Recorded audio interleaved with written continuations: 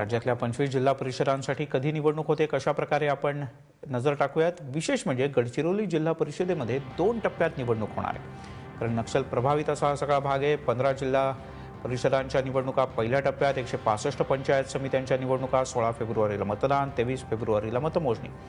यामध्ये काय काय येतं आपण पाहूयात। प्रामुख्याने मराठवाडा, औरंगाबाद, जालना, परभणी, हिंगोली, बीड यासह नांदेड, उस्मानाबाद, लातूर, जळगाव, अहमदनगर, बुलढाणा, यवतमाळ, वर्धा, चंद्रपूर आणि गडचिरोलीतला काही भाग या सगळ्यांचा समावेश होतो। हा झाला जिल्हा परिषदेच्या निवडणुकांचा पहिला टप्पा। तर जो दुसरा टप्पा आहे, या दुसऱ्या टप्प्यात 11 जिल्हा परिषदांच्या आणि 118 पंचायत समित्यांच्या निवडणुका होणार आहेत। मतदान होणार आहे 21 फेब्रुवारीला आणि मतमोजणी अर्थातच 23 फेब्रुवारीला। कुठे कुठे आहेत त्या पाहूयात।